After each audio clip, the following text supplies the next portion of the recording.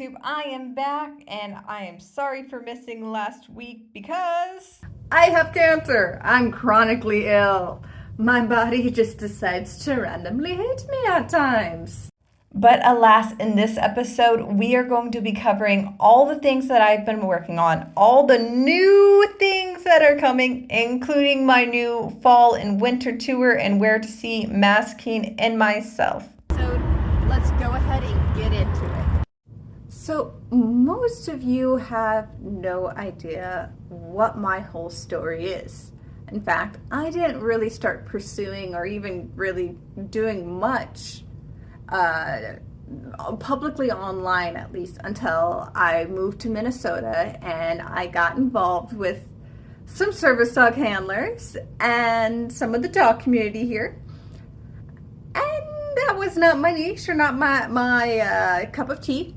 And then I felt really isolated. I felt really alone during the height of my disabilities and my illnesses and even my cancer diagnosis.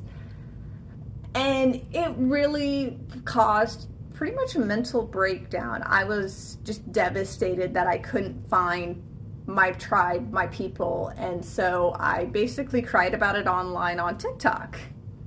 But one of the reasons I didn't post this week was because I was working on some really, really fun things behind the scenes, including bringing my story in person to you guys and performing and showing you guys what it is we do with the commercial work, with the pet acting, talking about my career, all this backstory that I'm just been like subtly hinting at, just like I've thrown it out every so often here or there, and I do that quite a bit. And then the best way to actually get the most hint or figure out what I'm working on is I basically spill the beans in my live stream, but not enough of you guys hang out in the live stream, so haha, you just don't get to know the nuggets.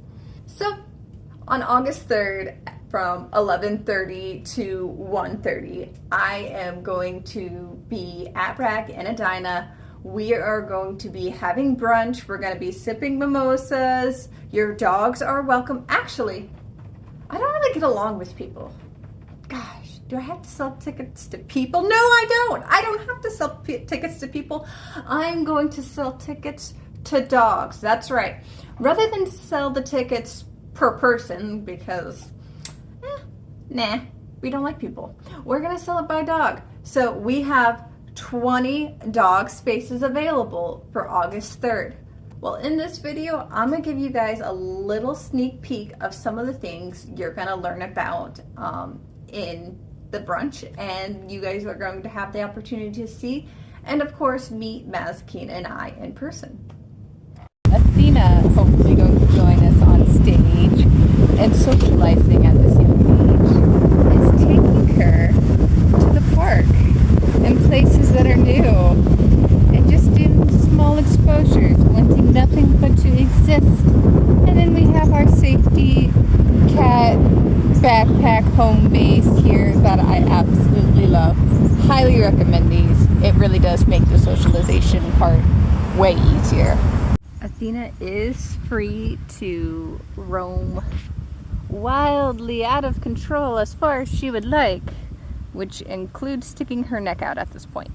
She's brave enough to stick her neck out. That's our level of comfortability, but she's doing so in a big open park.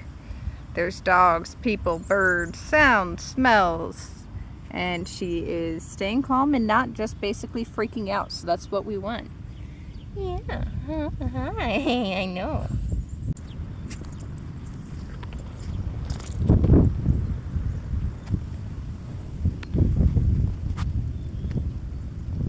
So, kind of, this is going to be a fun way of showing, what it takes from an animal that's a baby to an animal that will do film and screen, is coming out in the park and learning that the human and our handler is safe. So what this will condition them to do is, in environments that are maybe scary and weird, like a movie set, the cat's going to come running back to me and be like, Mom, this is low-key sketchy. And that tells my handler the cue to be like, okay, we got to change what we're doing. But it starts with them learning that we can be in big, noisy places. We're at a field near the University of Minnesota on a slow day, and we're just existing. That's all we want from Miss Athena. And we've got Miss Scary Dog Privileges over here. I mean, literally, she's literally got scary dog privileges.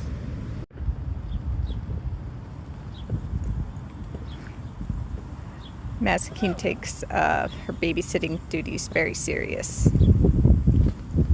Well, getting your dog to jump through a hoop is a complex-ish trick. It is not necessarily that hard.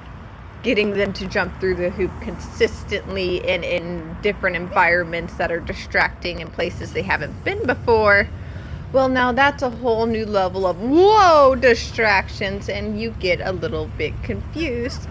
And so the training takes a lot of time and effort because you got to find new places. You got to find new places that will throw them off and make them do this so that they don't do this in a show. It is countless frustrating hours of working with a dog, and sometimes going to a location to work there for 20 minutes to then have to leave because your dog's brain cells just say nope. But with daily training, you can work through the distractions. And then it comes down to repetition. Repetition. Repetition. Over and over again in new and weirder ways with new things on you, new things in the environment, and you learn to have a laugh and just roll with it. Thank you so much for 100 subscribers this month. I am so elated for that. I am going to be releasing my new fall touring and performing schedule where you can meet and greet Mazikeen and I at shows and festivals near you and catch us on our live streams. Please make sure to like, comment, and subscribe. And I will catch you guys all again next week. Next week, I do anticipate another Friday upload. Until then, stay tuned.